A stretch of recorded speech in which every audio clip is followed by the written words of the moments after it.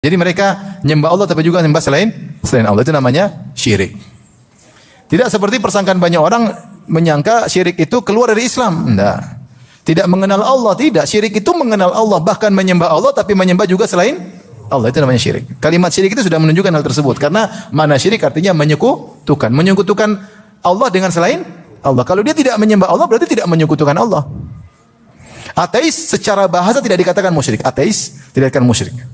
Karena dia tidak mengakui Tuhan secara lafalnya. Mungkin hati dia mengakui, tapi secara lafalnya dia bilang Tuhan tidak ada. Orang seperti tidak dikatakan musyrik. Dikatakan mulhid. Kalau musyrik itu dia ngakui Allah tapi dia juga ngaku selain Allah. Dia sembah Allah tapi juga menyembah selain Allah. Makanya Allah mengatakan, "Faman kana yarju liqa'a rabbih falyamal amalan shalihan wa la yusyrik bi ibadati rabbih ahada." Maka jangan beribadah kepada Allah dan juga dengan selain Allah. Jangan sekutukan ibadah kepada Allah dengan selain Allah. Allah berfirman, "Man yad'u ma'allahi ilahan akhar." Perhatikan. "Wa man yad'u ma'allahi ilahan akhar la burhana lahu bihi." Ya, kata Allah Subhanahu wa taala tentang orang berbuat syirik, dan siapa yang berdoa bersama Allah Tuhan yang lain. Berarti dia berdoa kepada Allah sekaligus dia berdoa kepada selain Allah. Allah menggunakan kata ma'a. "Wa man yad'u ma'allahi ilahan akhar." Berarti dia berdoa kepada Allah tapi dia berdoa kepada selain Allah. Makanya ada orang mungkin di masjid berdoa minta ke kuburan juga sama berdoa. Ada orang nyembelih ketika Idul Adha tapi nyembelih juga kepada Nyi Roro Kidul, sama. Ini dia syirik. Berarti dia beribadah kepada Allah dan juga beribadah kepada selain Allah.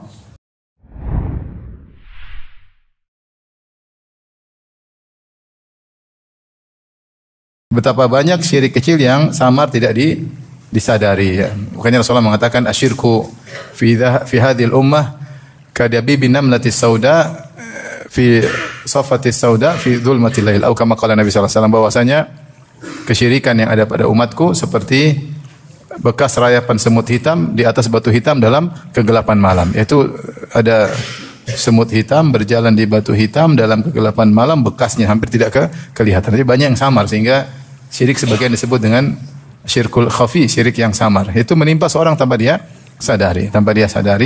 Dan ada banyak syirik yang orang tidak sadar ternyata apa sih? Syirik. Ternyata syirik. Kemudian di antaranya Nabi Ibrahim yang keenam atau yang ke mana nih 1 2 3 urutannya. Yang di antaranya lagi Nabi Ibrahim takut syirik. Kalau Nabi Ibrahim takut syirik apalagi kita, ya. Oleh karenanya dalam Al-Qur'an Nabi Ibrahim berdoa, "Wa junubni wa baniya an na'budal asnam." Ya. Ya Allah, jauhkanlah aku dan anak-anakku dari penyembahan berhala. Ini menunjukkan bahwasanya Nabi Ibrahim takut dengan syirik, takut menimpa dirinya dan takut menimpa anak-anaknya. Kalau Nabi Ibrahim saja yang kalau kita boleh katakan bapak tauhid, ya, kalau bahasa kita ya. Yang nekat membela tauhid meskipun sendirian, yang berdebat dengan ahlu syirik, baik para penyembah berhala maupun para penyembah bintang-bintang, dia saja takut terjerumus dalam syirik, apalagi kita. Makanya seorang salaf, kalau enggak salah Taimi berkata, "Wa man ya'manul bala ba'da Ibrahim?" Siapa yang masih merasa aman dari syirik sementara Ibrahim saja tidak merasa aman alaihissalam. Sementara Ibrahim saja tidak merasa aman dari kesyirikan. Makanya orang yang takut syirik orang yang bertauhid. Kalau orang tidak mendalami tauhid, dia mau riya, dia mau ujub, dia cuek aja. Tapi kalau orang ingin memurnikan tauhid, dia akan rentan, dia akan apa istilahnya sensitif dengan kesyirikan, sensitif. Dia takut. Makanya yang takut sama syirik adalah ahli tauhid. Ada pun orang yang tidak peduli dengan tauhid, mau minta kuburan, pergi ke dukun, dia cuek aja. Maka kalau seorang merasa takut dengan syirik, itu insya Allah tanda baik dalam imannya. Karena Nabi Ibrahim alaihissalam takut terjerumus dalam kesyirikan. Kemudian juga diantaranya Nabi khawatir syirik kecil menimpa para sahabat. Nanti akan datang hadisnya. Rasulullah mengatakan, "Akhwafu ma akhafu alaikum asyirkul asghar." Fasu'ila anhu faqala ar-riya. Yang paling aku khawatirkan menimpa kalian wahai para sahabatku adalah syirik kecil. Maka ditanya apa yang maksud syirik kecil? Kata Nabi sallallahu alaihi wasallam ar-riya. Jadi Nabi mengkhawatirkan para sahabat. Para sahabat siapa para sahabat? Orang-orang alim. Yang sudah terbukti keilmuan mereka, sudah terbukti amal soleh mereka, sudah terbukti perjuangan mereka. Itu saja Nabi khawatirkan mereka tertimpa dengan riya, apalagi kita. Apalagi kita lebih utama untuk dikhawatirkan. Lebih utama untuk dikhawatirkan. Namun kenyataan yang terjadi, para salaf dahulu, jangankan para sahabat, para salaf dahulu, mereka takut dengan riya sehingga mereka menyembunyikan amal. Sebisa mungkin, bahkan di antara mereka marah kalau ketahuan amal solehnya oleh orang lain. Karena takut syirik. Sementara kita merasa aman, kita pamer semua amalan seakan-akan tidak bakalan riya. Saya ulangi, para salaf dahulu, amal mereka banyak. Amal mereka banyak, itu pun mereka sembunyikan, mereka takut riya. Kalau sekarang, amalnya sedikit, pamer semua, tidak takut riya. Itu bedanya antara kita dengan para salaf, seperti beda tipis, tinggal dibalik aja. Dibalik ya. 11-12 enggak? Enggak. Oleh karenanya, saya katakan tadi orang yang detail dengan tauhid, dia pasti takut dengan namanya riya. Dia tahu bahaya syirik. Maka kalau Nabi saja mengkhawatirkan riya kepada para sahabat, apalagi kita, harusnya kita takut. Kemudian yang terakhir mungkin yang saya sebutkan, syirik menghalangi dari memperoleh keutamaan tauhid. Kita sudah bahas pada pertemuan lalu tentang keutamaan tauhid. Ya. Diampuni, masuk surga tanpa hisab, masuk surga tanpa mampir di neraka jahanam, diberi keamanan pada hari kiamat kelak, dapat syafaat paling banyak dari Nabi SAW, bisa beri syafaat kepada orang lain. Banyak keutamaan tauhid. Gara-gara syirik buyar semua. Gara-gara syirik buyar semua.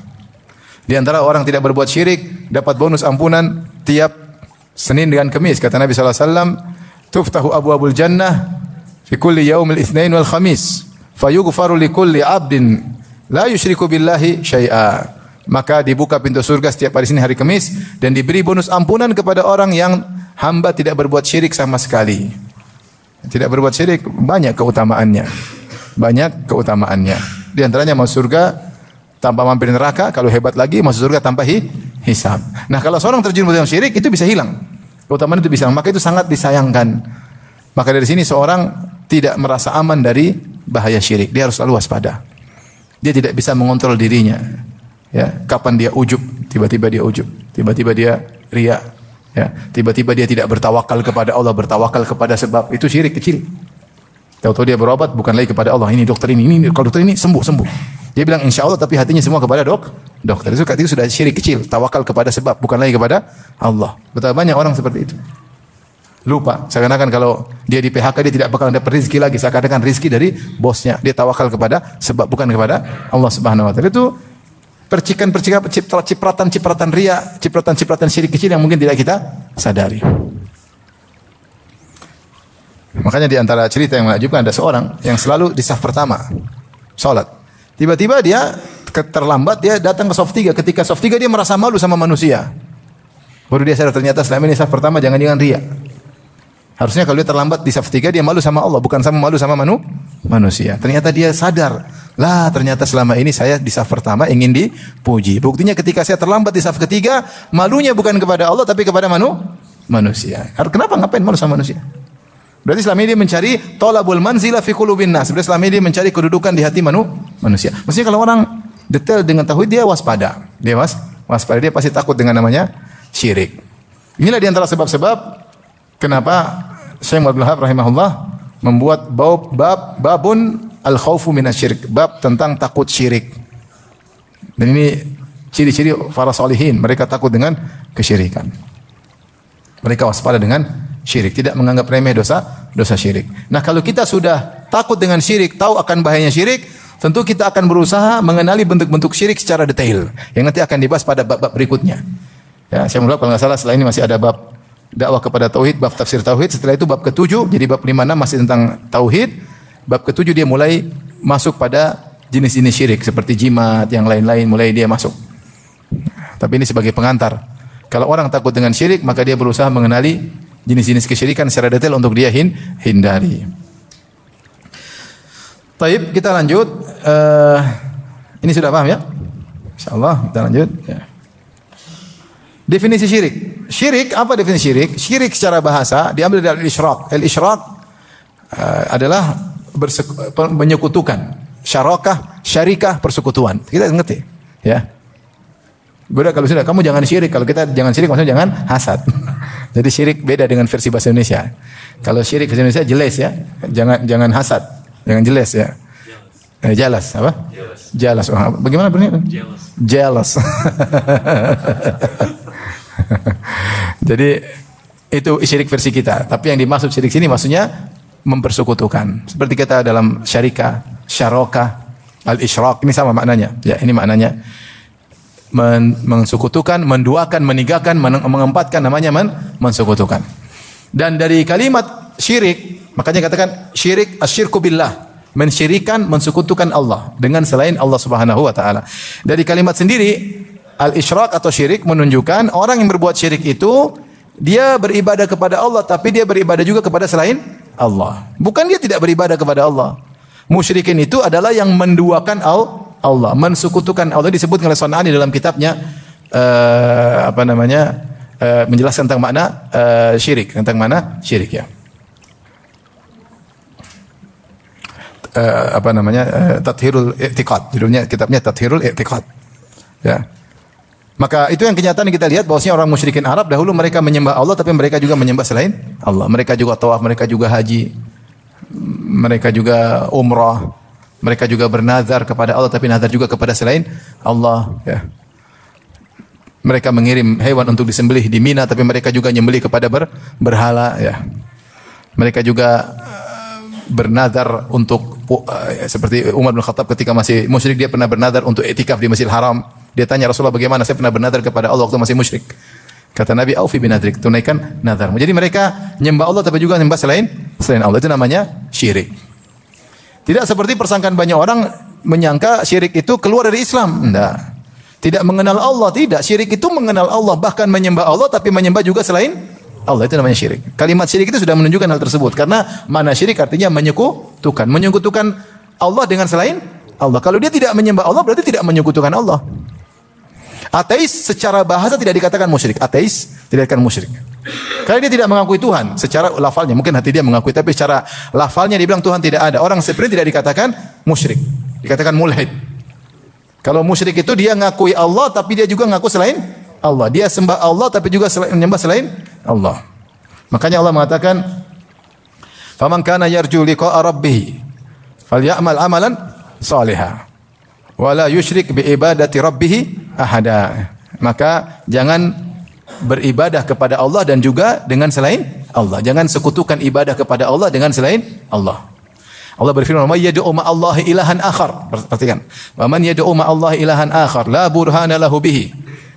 Ya, kata Allah Subhanahu wa taala tentang orang berbuat syirik, dan siapa yang berdoa bersama Allah Tuhan yang lain. Berarti dia berdoa kepada Allah sekaligus dia berdoa kepada selain Allah. Allah menggunakan kata ma'a. Wa may yad'u ma'allahi ilahan akhar. Berarti dia berdoa kepada Allah tapi dia berdoa kepada selain Allah. Makanya ada orang mungkin di masjid berdoa minta ke kuburan juga sama berdoa. Ada orang nyembelih ketika Idul Adha tapi nyembelih juga kepada Nyi Roro Kidul, sama. Ini dia syirik. Berarti dia beribadah kepada Allah dan juga beribadah kepada selain Allah. Baik. Itulah makna definisi syirik. Makanya kalau kita salat kita selalu mengikrarkan iyyaka na'bud. Iyyaka na'bud artinya hanya kepada Engkaulah kami beribadah. Kalau kita bilang na'buduka, bedanya iyyaka na'bud sama na'buduka. Kalau na'buduka jadi sekedar buat lebih paham aja. Kita ada dua. Dalam Al-Quran apa? Iyyaka na'bud. Iyyaka na'budu. Ini kepadamu, kepada engkau, na'budu kami beribadah. Kami beribadah. Kelihatan enggak? Kelihatan? Ya. Iyyaka na'bud. Dalam bahasa Arab juga asalnya adalah SOP. Subjek, predikat apa? Objek. Subjek, predikat, objek ya. Subjek, pelaku, predikat, perbuatan, verbanya, objek, apa objeknya, maf'ul bihnya. Di sini kalau kita bilang na'buduka, beda. Ini sekarang ada satu. Ini yang kedua. Kalau dua, kalau kita baca na'buduka, na'buduka artinya kami menyembahmu, kami beribadah kepadamu. Kepadamu. Kalau kita bilang na'buduka kami beribadah kepadamu dan ini SPO, maka ini tidak memberi pembatasan. Tidak memberi pembatasan. Maksudnya apa? Bisa jadi kita menyembah Allah dan juga kita menyembah kepada selain Allah, ya enggak?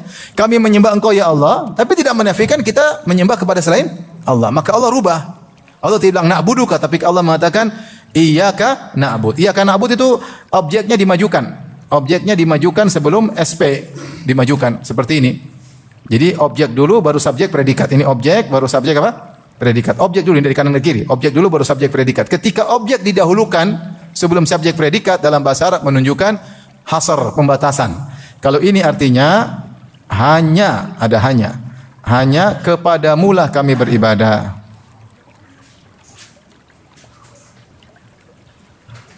Paham Ibu? Paham tidak? Jadi kalau kita bilang iyyaka, iyyaka itu engkau, hanya kepada engkau kami beribadah. Dalam bahasa Arab bukan artinya kepada engkau kami beribadah, harus ditambah dengan hanya. Hanya kepada engkau lah kami beribadah. Kenapa? Kalau kami beribadah kepada engkau dan juga kepada selain engkau namanya musyrik. Itulah makanya selalu kita ikrar iyyaka na'bud. Itu hanya kepada engkau lah kami beribadah. Kami beribadah tidak mencari perhatian orang, tidak mencari pengakuan orang. Makanya kata Ibnu Taimiyah, siapa yang mewujudkan, memurnikan iyyaka na'bud, dia tidak akan riya. Dia akan selamat dari riya. Karena dia tahu dia beribadah hanya untuk mencari wajah Allah, bukan wajah manusia. Bukan mencari pengakuan manusia. Taib, itu makna syirik. Perhatikan sini. Sekarang kita sebutkan dalil tentang makna syirik, yaitu mengambil tandingan bagi Allah. Allah berfirman, "Fala taj'alu lillahi andada." Dan janganlah kalian menjadikan tandingan-tandingan bagi Allah. Wa antum ta'lamun. Itu dalam surat Al-Baqarah, "Ya ayyuhan nas ubudu rabbakumul ladzi khalaqakum wal ladzina min qablikum la'allakum tattaqun. Alladzi ja'alakumul arda firasya."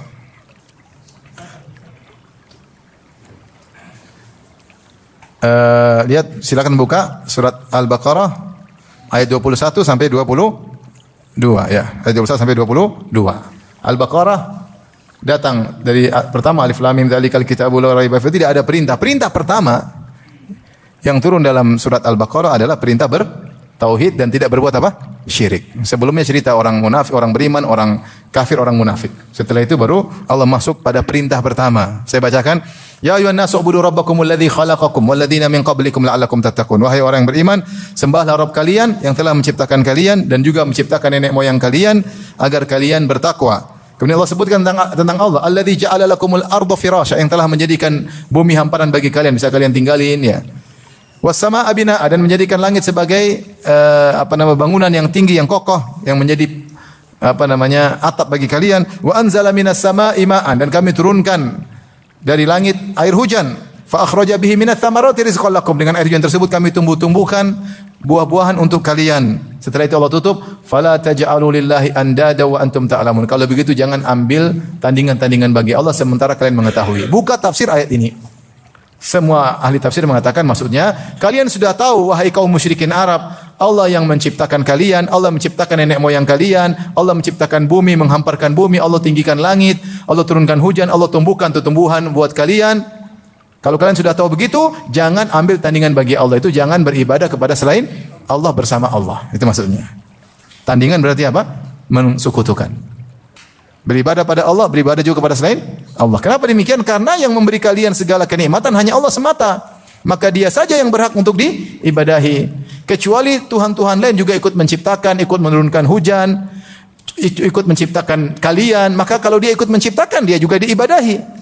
Tapi ketika yang menciptakan kalian hanya Allah, yang menciptakan bumi hanya Allah, yang menciptakan langit hanya Allah, yang menurunkan hujan hanya Allah, yang menumbuhkan tumbuhan hanya Allah, maka cuma dia yang berhak diibadahi. Maka jangan ambil tandingan-tandingan bagi Allah untuk kalian sembah selain Allah. Itu sangat tidak logis. Sangat tidak logis.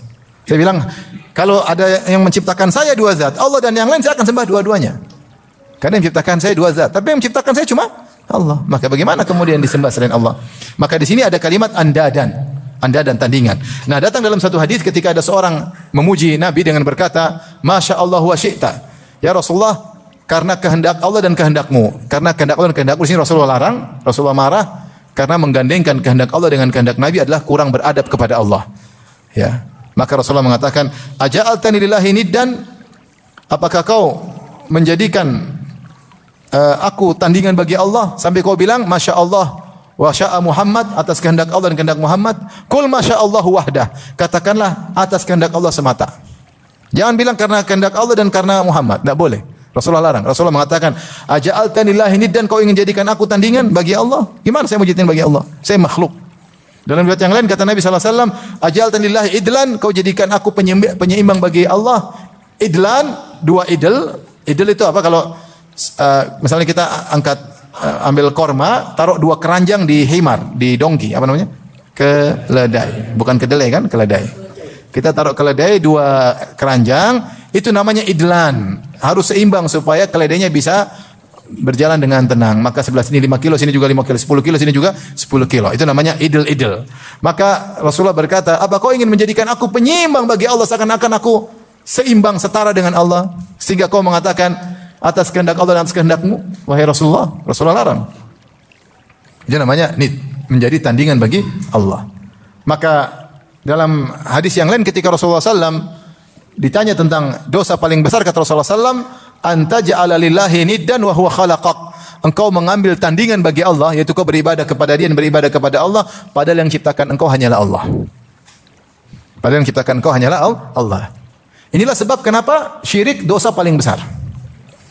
Kalau kacamata manusia, dosa paling besar terkait dengan kezaliman, membunuh, merampok, menyiksa, durhaka. Tapi tidak. Dosa paling besar terkait dengan hak Allah. Karena Allah yang menciptakan kita, hanya Dia yang berhak untuk disembah.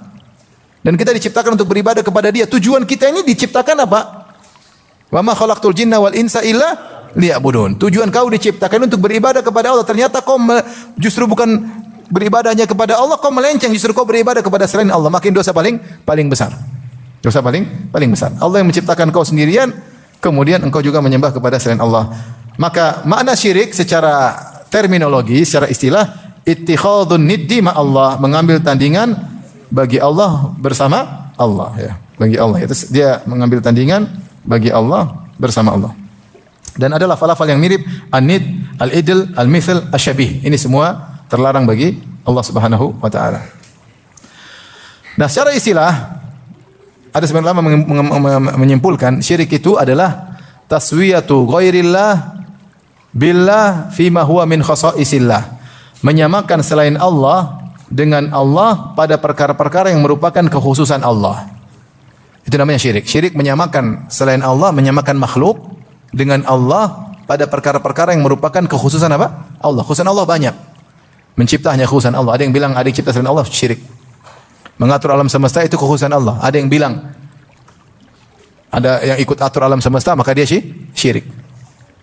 Seperti siapa? Katanya Nyi Roro Kidul atur pantai selatan. Syirik. Enggak ada. Allah enggak pernah kasih mandat hak otonomi buat Nyi Roro Kidul, enggak ada. Enggak ada. Ada yang bilang wali kutub mengatur wilayah kita, dari mana? Enggak ada wali kutub mengatur wilayah-wilayah. Enggak. Semua yang ngatur siapa? Allah. Kecuali ada dalilnya. Seperti ketika Allah ngirim malaikat gunung, suruh diperintah Nabi. Mana dalilnya? Enggak ada. Enggak ada. Meyakini ada yang mengatur selain Allah, maka syirik. Enggak boleh. Karena mengatur alam semesta adalah keistimewaan siapa? Allah. Dan di antara yang paling penting hak utama Allah adalah hanya Dia yang berhak diibadahi. Hanya Dia yang diibadahi. Kalau ada seorang menyamakan makhluk dengan Allah dari sisi sama-sama diibadahi, boleh diibadahi, maka dia telah terjerumus dalam syirik. Ini makna syirik secara umum. Sederhana. Kenapa orang ke dukun, percaya dukun, mengetahui ilmu gaib dikatakan syirik? Karena yang tahu ilmu gaib itulah kekhususan siapa? Allah. Karena mengetahui ilmu gaib kekhususan siapa? Allah. Kalau dia bilang ada yang tahu masa depan selain Allah, maka dia syirik. Berarti dia mensekutukan dukun dengan Allah. Dalam satu tidak harus dalam segala urusan, dalam segala perkara, dalam satu kekhususan Allah saja dikatakan musyrik. Paham atau tidak? Bukan saya bilang saya musyrik, saya mensekutukan Allah itu syirik harus menyatakan ini Tuhan seperti Allah persis, enggak. Tapi kapan kita menganggap makhluk sama dengan Allah pada satu kekhususan saja, maka itu sudah dikatakan musyrik atau dikatakan syirik. Contoh, seorang yang mengatakan dukun tahu masa depan, maka dia telah terjerumus dalam syirik. Kenapa Bapak dan Ibu? Karena yang tahu masa depan cuma siapa? Allah. Ketika dia menyamakan dukun dengan Allah, berarti dia mensekutukan Allah dengan dukun. Berarti dia syirik.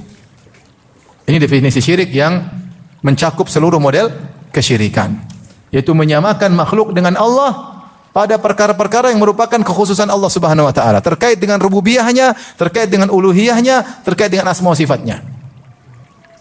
Nanti kita bahas minggu depan tentang macam-macam syirik secara global. Syirik besar, syirik kecil, terkait rububiyah, uluhiyah, insyaallah. Tapi inilah definisi yang terpilih. Kapan kita menyamakan makhluk dengan Allah pada suatu keistimewaan Allah, maka kita telah mensekutukan Allah Subhanahu wa taala. Adapun kalau bukan kekhususan Allah enggak jadi masalah. Kita bilang Allah wujud, kita juga wujud. Apa masalahnya? Ini bukan kekhususan Allah, wujud bukan kekhususan Allah. Kita bilang Allah berilmu, kita juga berilmu, bukan syirik. Tapi kalau kita bilang ilmu kita sama ilmu Allah, itu baru syirik. Makanya ketika ada seorang memuji Nabi dengan berkata, "Wa inna min judika dunya wa dharrataha, wa min ulumika ilmal lauhi wal qalami." Sungguhnya di antara kedermawananmu engkau wahai Rasulullah adalah dunia dan akhirat. Itu dunia dan surga semuanya adalah kedermawanan Muhammad. Wa min ulumika, dan di antara ilmumu wahai Muhammad adalah ilmu Lauhil Mahfuz. Coba, ini dia puji Nabi. Seandainya diganti dengan Allah, ya Allah, di antara kedermawanan engkau adalah surga dan dengan dunia dan surga. Dan di antara ilmumu ya Allah adalah ilmu Lauhil Mahfuz. Benar atau tidak? Benar. Tapi masalahnya dia pasang bukan Allah, dia pasang Nabi. Ini masalah. Jangankan ilmu Lauhil Mahfuz, ketika Nabi sedang dipuji, wa fina nabiyyun ya'lamu ma fi ghad, di tengah-tengah kami ada seorang nabi yang tahu apa yang terjadi besok, maka Rasulullah tegur. Jangan katakanlah pujian-pujian sebelumnya, jangan katakan yang tidak benar. Rasulullah tegur. Kata Aisyah kalau tidak salah, man za'ama anna Muhammadan ya'lamu ma fi ghad faqad iftara 'ala Allah iftira'an azima, ya. Firyah azimah. Siapa yang mengatakan Rasulullah tahu apa yang terjadi besok, dia telah berdosa nama Allah dengan dosa yang besar. Yang tahu hari esok cuma siapa? Allah. Wa ma tadri nafsum madza taksibu ghada. Satu jiwa pun tidak ada yang tahu apa yang dikerjakan besok hari. Yang tahu hanya Allah Subhanahu wa taala. Qul la ya'lamu man fis samawati wal ardil ghaiba illa Allah. Katakanlah tidak ada yang tahu di langit maupun di bumi tentang al-ghaib kecuali siapa? Allah. Ini definisi syirik. Insyaallah sudah paham? Paham. Dan ini mencakup segala model kesyirikan. Baik. Ada jenis syirik kedua yang disebut oleh Ibnu Qayyim dalam kitabnya Al-Jawabul Kafi. Ya, atau disebut oleh ulama yang lain. Sebaliknya, menyamakan Allah dengan makhluk, ini merendahkan Allah. Kalau ada yang menyamakan Allah dengan makhluk, berarti ini mungkin tidak terjadi, tapi dia menyamakan Tuhan dengan apa? Makhluk. Berarti menurunkan derajat apa? Derajat Allah. Seperti apa? Seperti sederhana mengatakan bahwasanya Allah menetap masuk dalam jasad seseorang. Halla, Allah menetap pada diri seseorang masuk. Seperti sebagian sufi mengatakan, wa ma fi jubba illa Allah, tidak ada di balik jubah kecuali Allah. Allah adalah saya adalah apa? Oh, Allah. Ini sebagian sufi yang ngaco ya. Dia bilang bahwasanya dia adalah Allah adalah apa? Dia. Tapi kalau dia bilang Allah seperti dia, berarti Allah turun derajat enggak? Turun derajat. Sampai butuh dia untuk ditempati oleh Allah. Ini namanya menyamakan Allah dengan makhluk. Ini mau dibilang syirik ya apa? Tapi ini ngaco ya. Tapi ini tidak boleh karena menurunkan derajat Allah sampai dengan derajat makhluk. Maka ini juga terlarang. Terlarang. Assalamualaikum warahmatullahi wabarakatuh. Sampai jumpa kembali di War Islam Channel.